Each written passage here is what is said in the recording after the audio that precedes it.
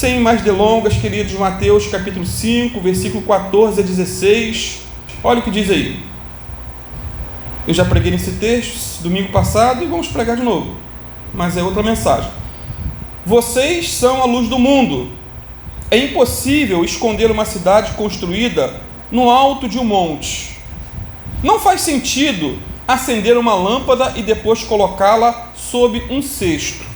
Pelo contrário, ela é colocada num pedestal, de onde ilumina todos que estão na casa. Da mesma forma, suas boas obras devem brilhar, para que todos as vejam e louvem seu Pai que está nos céus, ou no céu. Amém? Podem sentar-se, fiquem à vontade, queridos. Não vou nem falar que não pode dormir, porque um calor desse não dá para dormir, né? Nem cochilo dá para tirar. Mas eu quero focar essa manhã apenas aí no versículo 16, porque os anteriores eu já falei semana passada. O versículo 16 diz: da mesma forma, suas boas obras devem brilhar. Jesus diz para mim e para você: as suas boas obras devem brilhar, para que todos as vejam e louvem seu Pai que está no céu. Amados, nossa luz só é luz de verdade quando ela é demonstrada por meio das nossas boas obras. É claro que sabemos muito bem pela Bíblia que ninguém é salvo por fazer boas obras, pois a única obra que nos salva foi aquela realizada por Jesus na cruz do Calvário. Essa é a única obra que nos salva, porque ali, naquela rude cruz, Jesus derramou seu precioso sangue para nos comprar de volta para Deus. Portanto, somos salvos pela graça por meio da fé. Isso não vem de nós. Como diz Efésios 2:8, pela graça, graça é o que? Favor. Graça é o que? Presente. Pela graça você é salvo, por meio da fé. E isso não vem de vocês mesmos, é dom de Deus. Não vem das obras para que ninguém se glorie. Consequentemente, se somos salvos pela graça, eu espero que você já tenha tido um encontro com Jesus verdadeiramente. Se você foi salvo pela graça por Jesus, é inevitável que façamos as boas obras. As boas obras são consequências de uma salvação e não a causa da salvação. E Jesus disse ainda que essas obras devem o quê? Brilhar. É o que está no versículo 16. Devem brilhar para que todos vejam e louvem a Deus. Então o louvor é a Deus e não a nós. É Deus que deve ser glorificado. Quem merece a glória, o louvor e o elogio é o Senhor, e não o servo. É o rei e não o subalterno. É o dono da obra e não o obreiro. O obreiro simplesmente faz a obra, mas a glória é do dono da obra. Detalhe ainda: eu não devo fazer a boa obra com a intenção de ser visto pelos homens. Eu não devo, como muitos fazem, tirar uma selfie, mostrando aí que eu estou fazendo o bem para alguém, estou orando por alguém, estou pregando por alguém. Não. Eu não devo, por exemplo, também contribuir financeiramente na igreja com a intenção de ser visto, de ser elogiado, de ser reconhecido, aquela intenção no coração, eu estou fazendo. Não, queridos, nunca devemos fazer isso. Por outro lado, é inevitável que as pessoas vejam nossas boas obras, mas não deve ser essa a nossa motivação. Agora, que boas obras são essas que Jesus se refere aqui no versículo 16? Vou ler novamente para fixar. Da mesma maneira, disse Jesus, suas boas obras devem brilhar, para que todos as vejam e louvem seu Pai que está no céu. Será que Jesus está falando aqui que as boas obras era dar esmola a um morador de rua?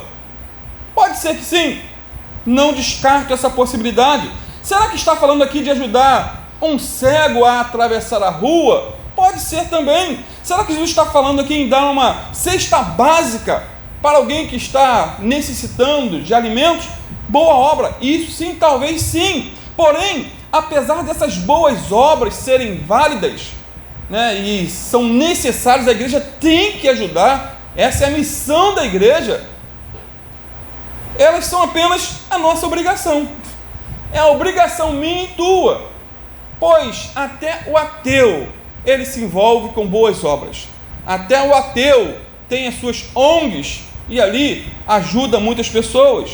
Então, que obras, aprofundando um pouco mais esse assunto, que obras são essas que Jesus faz menção aqui?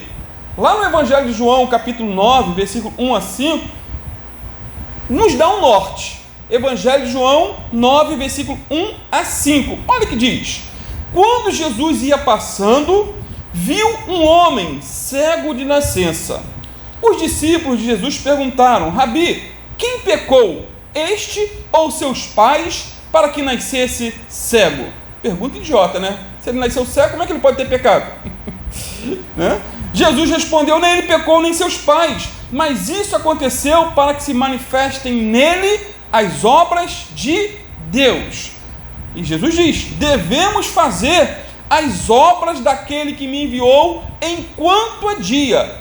A noite vem, quando ninguém pode trabalhar. Enquanto estou no mundo, sou a luz do mundo. Olha que interessante, que lindo.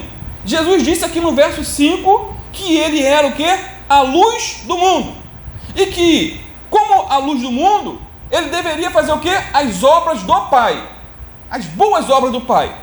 Jesus também havia dito anteriormente, no versículo 14, que somos a luz do mundo. E agora ele diz que nossas obras devem brilhar nesse mundo. Agora, qual a boa obra que Jesus realizou na vida daquele cego de nascença? O que Jesus fez por aquele homem? Qual foi a boa obra, por assim dizer? Será que Jesus deu a ele de presente um cão guia, né, para poder ir guiando ele? Você está cego de nascença? Então vou te dar um cão aqui, esse cão vai ser o seu guia, vai ser a tua luz. Será que indicou um bom médico para fazer aí um transplante de córneas? Não existia nem isso na época, esse é o fato. Será que Jesus fez aí uma campanha para receber agasalhos para aquele cego de nascença, que ele era mendigo também? Vivia da boa vontade dos outros. Jesus fez uma campanha financeira para fazer compras para aquele homem? Não, Jesus não fez nada disso. O verso 6 aí diz qual foi a boa obra realizada por Jesus na vida daquele homem. Tendo dito isto, cuspiu na terra, fez lodo com a saliva, aplicou-o aos olhos do cego e disse: vai, lava-te no tanque de Siloé, que significa o enviado. O cego foi, lavou-se e voltou vendo. Foi o quê? Literalmente curado, restaurado. Então, queridos, a boa obra nesse contexto aqui foi um milagre efetuado por Jesus na vida daquele homem. Ele era cego e voltou a enxergar, ou passou, não voltou, porque só volta que um dia já enxergou. Ele passou a enxergar, ele estava perdido e foi achado. E a primeira pessoa que ele viu após a sua cura foi Jesus. Estava em trevas e foi levado para a luz. Amados, guardem isso nessa manhã de muito calor, guardem isso. A melhor obra que podemos fazer é orar e o doente ser curado, o cego restaurado, o paralítico levantado e o pecador perdoado e salvo. Essa é a melhor das obras que podemos fazer em nome de Jesus. A melhor obra que podemos fazer por alguém é demonstrar para ela um Deus de amor, um Deus que salva, um Deus que cura, um Deus que perdoa e que liberta. E o objetivo dessa obra é para que todos glorifiquem a Deus e não a nós. Quando oramos por alguém em nome de Jesus e ela fica curada, ninguém deve nos glorificar, mas glorificar a Deus.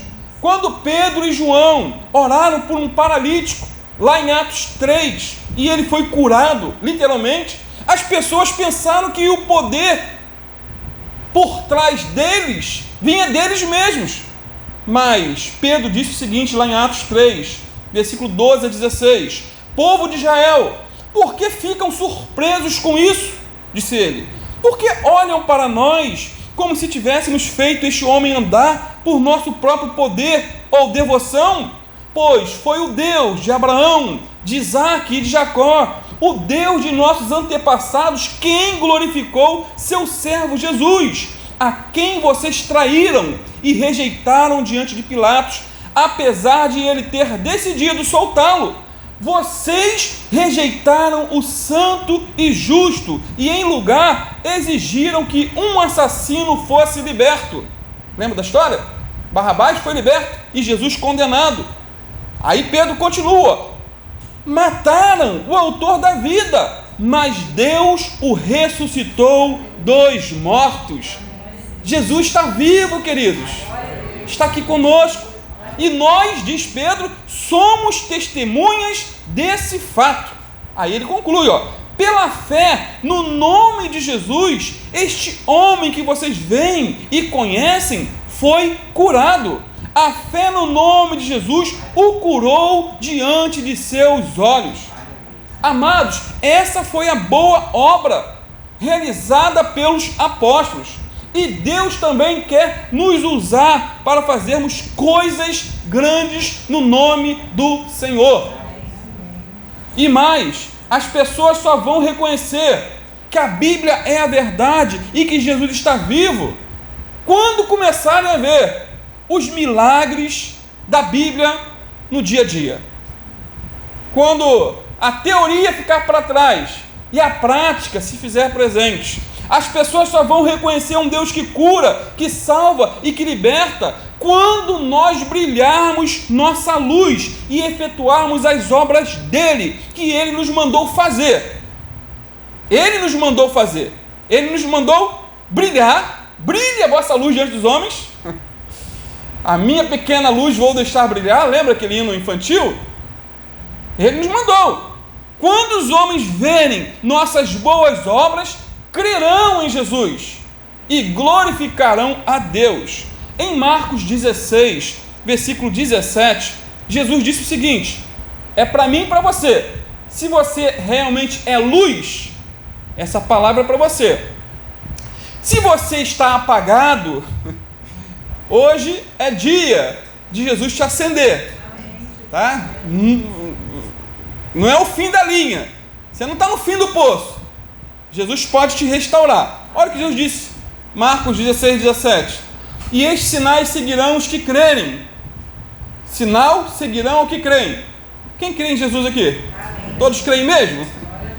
Jesus está falando que os sinais seguirão os apóstolos. Não é isso.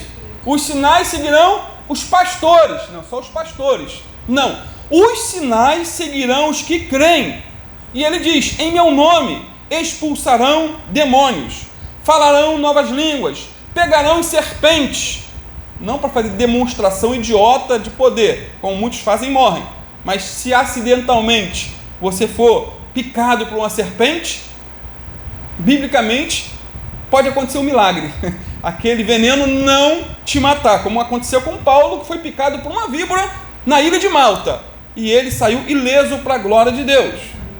E quando beberem alguma coisa mortífera, não lhes fará mal algum. Pastor, vou beber veneno para provar que sou crente? É idiotice, loucura. Mas se acidentalmente alguém tentar envenená-lo, eu creio que no nome de Jesus isso pode cair por terra. Isso já aconteceu na história. Há relatos de pessoas que ingeriram veneno acidentalmente ou criminosamente por outros e não morreram. E mais diz aqui o Senhor Jesus: imporão as mãos sobre os enfermos e os curarão. É em nome de Jesus, não em nosso nome. Aí eu pergunto, por que os enfermos de hoje muitas vezes não são curados? Por que os demônios não são mais expulsos? Por que será que entra ano e sai ano e nenhum milagre acontece em nosso meio? Por que será que ninguém se converte através das nossas vidas? Por quê? Porque ninguém é impactado através de nós. Se realmente somos a luz do mundo, sal da terra, sal, lembra que eu preguei? Serve para curar. Somos instrumento de cura. Por que será? Sabe por quê? Porque não cremos mais como os irmãos do passado creram. Infelizmente essa é a realidade, queridos. Porque não estamos mais impondo as mãos sobre os enfermos no nome de Jesus. Não estamos agindo. Porque não estamos expulsando os demônios que atormentam as pessoas. Não estamos dando ordens, literalmente, que eles deixem de afligir as pessoas. Porque não estamos mais também pregando a palavra no poder do Espírito Santo.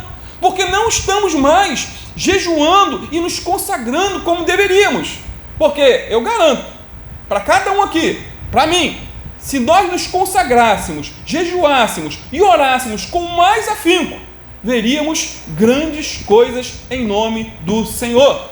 Mas por causa da nossa negligência, eu não estou generalizando, estou falando por mim, muitas vezes nada acontece. Essa é a verdade nua e crua. E eu não estou apontando para ninguém. O dedo está direcionado para mim. E mais, sabe por que não oramos pelas pessoas que estão doentes ao nosso lado? Por vergonha, medo, falta de fé e muitas vezes uma vida de pecado. Vida de pecado. Crente Raimundo, foi um pé na igreja e o outro no mundo. Crente meio barro, meio tijolo. Às vezes pensamos, e se eu orar e a pessoa não ficar curada? E se eu pregar e a pessoa não se converter? Amados, repito, não somos nós que curamos ninguém, e muito menos salvamos ninguém. Quem cura é Jesus. Quem convence o homem do pecado é o Espírito Santo de Deus. Mas nossa parte é orar pelas pessoas em nome de Jesus. O que cabe a mim e a você fazer é anunciar as boas novas do Evangelho. Essas são as boas obras que devem brilhar através das nossas vidas. Amados, o que não falta em nossos dias são oportunidades para praticar boas obras, mas muitas vezes desperdiçamos cada uma delas, seja no ônibus, seja numa academia, seja no trabalho, seja na fila de um banco. Por exemplo, uma pessoa chega para você no trabalho e diz: estou com uma dor de cabeça, não estou aguentando. Olha que oportunidade, né, que você, que eu temos de chamar a pessoa. Você quer que eu ore por você? Você quer que eu faça uma oração? Irmão, sabe o que nós geralmente falamos? Já tomou Doril? Está com dor de cabeça? Toma Doril. Tomou Doril, a dor sumiu. Amados, as oportunidades são diárias, basta aproveitarmos. Por exemplo, um rapaz, história verídica, estava na fila do mercado, ali para pagar as compras, estava no caixa, na frente dele tinha uma senhora. Ele notou que aquela senhora tinha dificuldades para conversar com a caixa, ela tinha problemas de surdez, estava perdendo totalmente a audição. Sabe o que ele fez? Ele falou baixinho o seguinte: senhora, com licença, posso fazer uma oração pelos seus ouvidos? Posso orar pela senhora? Ele ofereceu oração. E ela disse: claro que pode. Pode orar. Irmão, quem não quer oração? Quem não quer oração, irmão, de graça? Lembra daquele ditado do passado? De graça tem injeção na testa? Quando o pitbull se solta, até ateu pede oração. Todo mundo quer oração. Sabe o que aquele rapaz fez? Ele colocou a mão nos ouvidos da senhora e fez uma oração bem simples, dizendo o seguinte: Senhor Deus, em nome de Jesus eu peço que a cure dessa surdez. Eu sei que o Senhor já levou essa enfermidade na cruz do Calvário, e eu dou uma ordem a esses ouvidos: abram-se, sejam curados em nome de Jesus. Esse rapaz disse que logo após a oração ficou atrás da senhora e falou baixinho assim: meu nome é João. E a senhora repetiu: seu nome é João.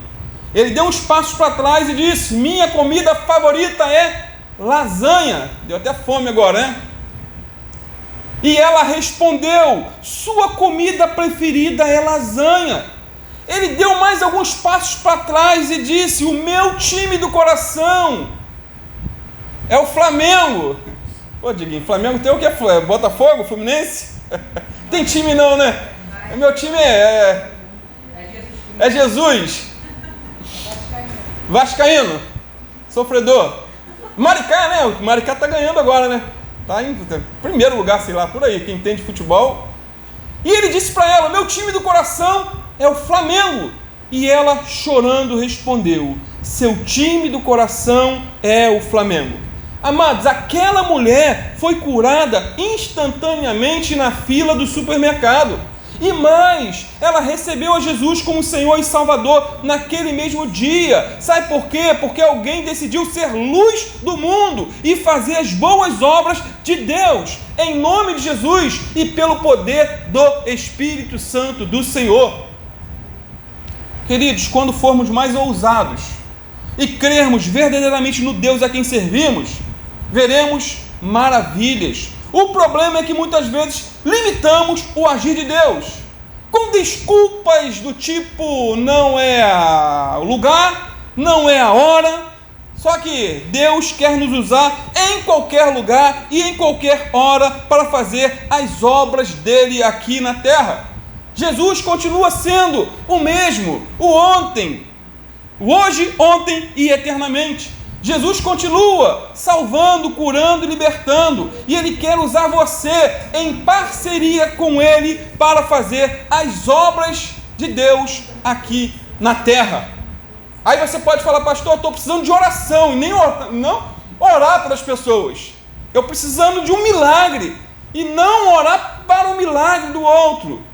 Mas você pode ser os dois. Enquanto você caminha, enquanto você ora pelas pessoas, Deus levanta pessoas para orar por você. Enquanto você se movimenta em direção aos outros que estão carentes, necessitados e perdidos, Deus cuida de você, cuida da sua família. E eu quero concluir, queridos, com a história verídica, também contada pelo pastor Jeremias Pereira. É um pastor presbiteriano de Vitória, que parece mais um assembleano. Presbiteriano parece assembleano, é uma bênção.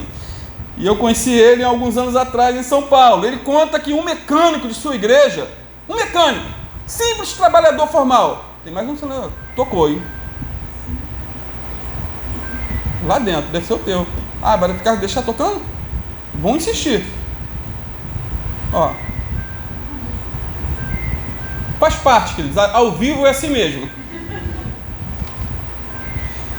E esse pastor Jeremias Pereira conta que um mecânico da sua igreja decidiu fazer os seus domingos um domingo diferente.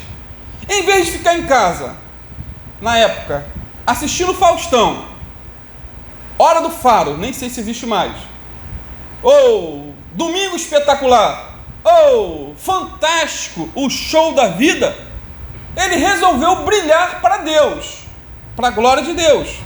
Ele passou a ir aos hospitais com o seu violão embaixo do braço, na cara e na coragem. Ninguém queria ir, ele ia sozinho. Pelo menos sabia tocar violão, né? Se eu chegar lá com a minha voz para cantar, o pessoal vai pedir, fazer um abaixo-assinado: tira esse homem daqui. Mas no violão, de repente, dá para enganar. E quando ele chegava, perguntava à enfermeira onde as pessoas que não recebiam visitas estavam. E ele entrava, cantava alguns hinos, orava, fazia um apelo para que as pessoas recebessem Jesus como Senhor e Salvador. Um dia a enfermeira pediu para ele ir ao quarto das crianças que estavam ali sem visita há mais de 7 meses. Imagine, crianças, 7 meses sem visitas dos pais. Em um dos quartos tinha um menino paralítico, paralisado. Os braços e as pernas não se moviam, eram tortos. Os médicos não conseguiam descobrir a causa do problema. daquela criança. Depois de meses e meses de tratamento, a situação, em vez de melhorar, piorava mais. Ela já não estava mais comendo. Como sempre, esse irmão pegou seu violão, cantou alguns hinos, e naquele dia, o pai dessa criança apareceu, estava lá. E esse homem pediu oração por seu filho. E o mecânico perguntou o seu nome, e ele disse que era Eliel. Eliel, tem até um locutor, né? Eliel do Carmo, da melodia, não é isso? Eliel, não é o mesmo não, tá? E ele pensou, esse mecânico, Eliel é nome de crente. Nome de crente. Todo nome que começa ou que termina com El, faz uma citação de Deus, porque El é um dos nomes de Deus. E o mecânico perguntou ao pai do menino se ele era crente. E ele respondeu que era um desviado. E o irmão aproveitou a deixa e falou assim: só vou orar para o seu filho se você voltar para Jesus. Se você voltar para Jesus, eu oro para o teu filho. E ele imediatamente, chorando, se arrependeu dos seus pecados e voltou para Jesus. E esse irmão orou pelo menino. Fez uma oração simples, queridos, como que uma oração de criança, pedindo a Jesus que curasse ele, que restaurasse ele, que desse um novo futuro para ele. Na hora não aconteceu nada, porém no dia seguinte, na segunda, quando ele abriu a oficina para trabalhar, o telefone do hospital tocou. E a enfermeira disse para ele o seguinte: olha, o diretor do hospital está pedindo para você vir aqui urgente. O que ele fez? Perdeu o dia, fechou a oficina e foi direto para o hospital. E no hospital disseram para ele o seguinte: hoje de manhã, quando entramos no quarto das crianças, o menino, aquele que era paralítico, estava no chão brincando com um carrinho, curado. E depois olhou para a enfermeira e disse, ou para o enfermeiro: tio, não tem um café com pão e biscoito aí não? Eu estou com uma fome terrível. Ou seja, queridos, aquele menino paralítico foi literalmente curado pelo poder de Deus. Sabe por que isso aconteceu? Porque alguém decidiu fazer alguma coisa. Alguém decidiu fazer as obras que glorificam a Deus. Alguém decidiu brilhar para a glória de Deus. E no dia que começarmos a orar, Deus vai começar a se manifestar, a curar. No dia que começarmos a jejuar de verdade, a nos humilhar e a clamar pelo poder de Deus, os enfermos serão curados, os perdidos serão salvos, e tudo isso será para a glória de Deus. Os oprimidos serão libertos, e essa é a promessa do Senhor. João 14:12, Jesus disse: em verdade vos digo, que aquele que crê em mim, também fará as obras que eu faço. Olha que promessa para mim e para você. Quem crê em mim, vai fazer as obras que eu faço, e as fará maiores do que estas, porque eu vou para o Pai. Jesus está com o Pai, ressuscitou, mas Ele está conosco também. Ele disse: eis que estou convosco todos os dias, até a consumação dos séculos. Você crê que Jesus realmente disse a verdade? Você crê que Jesus pode te usar para a glória dEle?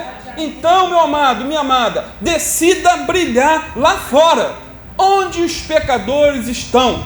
Faça a tua parte. Coloque alguém na sua lista de oração, um teu vizinho, ore por ele, jejue por ele, e na oportunidade certa faça o convite. Vamos para a igreja buscar Deus? Vamos lá, o pastor vai orar por você. Faça a tua parte, meu amado, faça a tua parte, e Deus fará dele, porque Ele é fiel e justo para cumprir as suas promessas.